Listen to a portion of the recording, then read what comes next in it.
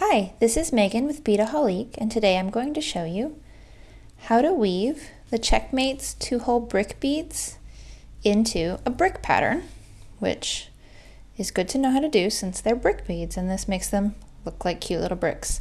And the stitch is kind of a cross between a ladder stitch and a peyote stitch, and it's actually also the same stitch that I used on this bracelet with the CzechMates 2-hole triangle beads. So if you're going to be weaving 2-hole beads together, it's a really good way to just do a nice standard stitch to cover something with. And on both of these, I've just used pieces to cover these really great Nunn design channel bangles. So I'm going to just show you the basic technique, and if you do know how to do ladder stitch and peyote stitch, it would be very familiar. So I'm just going to use a darker thread here so that you can see my thread, and I'm just going to do a small piece. Once you kind of get how it goes, it'll be very easy to figure out the rest. So I'm going to do a piece that's 3 beads wide. You can do also with this one I did that was 4 beads wide, so it can be even or odd and it still works the same because the 2 holes help you out with turning. So I'm doing 3 beads wide. I'm going to go ahead and string 3 beads onto my thread, and you're going to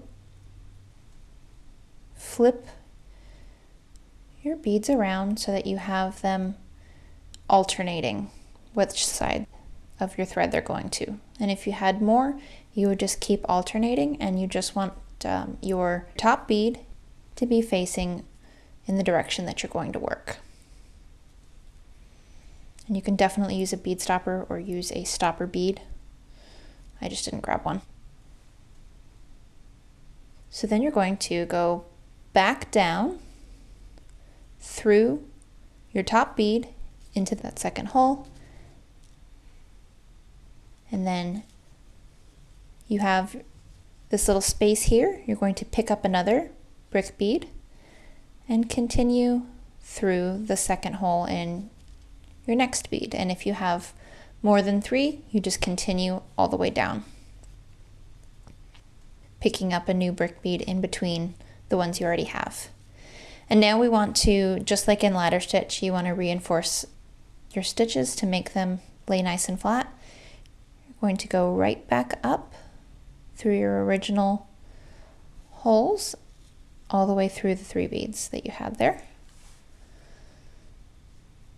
And then in order to move forward, we need to go back down through the other side again. Again, you're just going to go through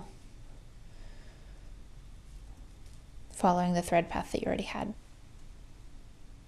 Okay, now we're going to go ahead and move on, and you just want to fill in wherever you have an indent. So right now I need to pick up another brick bead, then go through the one I have that's sticking out there, and then I need to fill this space.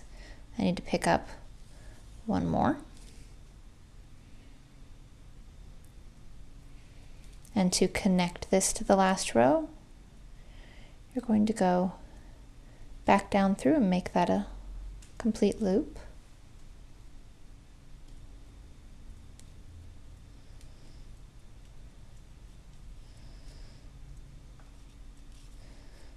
And then right back up through the thread path. So you do a lot of looping around, but it makes it really even and sturdy. It's just like in ladder stitch when you have to loop all the way back around a lot of the time. Okay, and then we're going to go on to the next stitch. So go down through the other hole in your brick. We need to fill this spot, so you're going to pick up a new brick bead and then continue back through the next hole.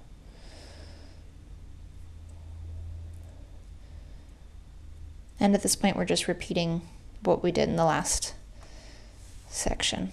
So back up and back down through the other hole.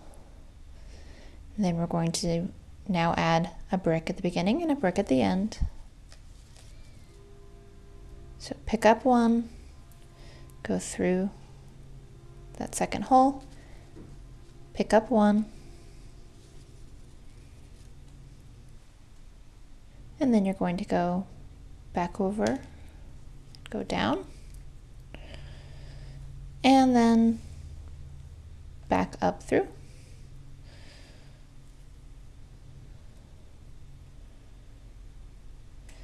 And it is possible to adjust your spacing. If you pull these nice and tight, you will get less of a gap between your bricks. If you want them a little bit looser, you can show more between them. So the tension that you use will determine whether or not you have any space between the brick beads. I'm just going to do a couple more.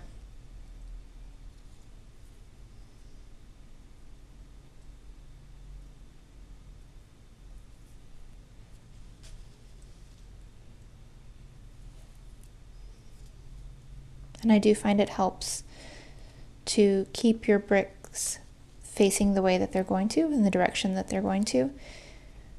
As soon as you string them, it kind of helps keep track of where you are. So I like to bring them all the way down and put them facing the way they're going to go instead of flipped around.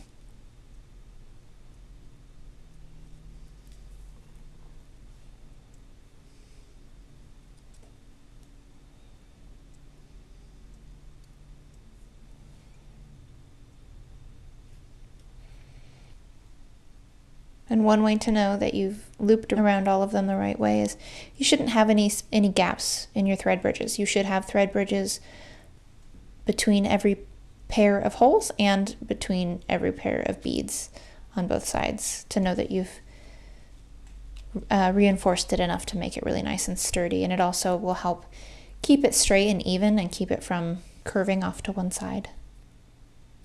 And then the one other thing I want to mention is that just like in peyote stitch, this can be zipped together, and that is what I did with it in here. I don't have a visible seam. I just zipped the ends together, and as long as you do end it so that they fit together instead of butting up, you want to end it so that where you have a bead that sticks out on one side, you have an indentation on the other side, and you just go through and don't forget to still loop back around to reinforce your stitches when you do that. Just like if you were adding a new bead.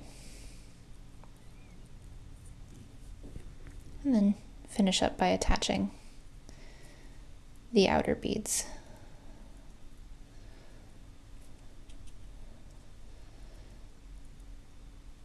And so that's how you stitch these little brick-shaped beads into a brick pattern.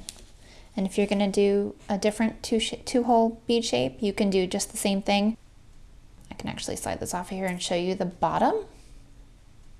You can see it still looks like bricks. You just need to be aware with the triangle beads and these other shaped two-hole beads that you're going into the right hole of the bead, because it does have a top side and a bottom side, whereas the bricks are symmetrical on the top and the bottom.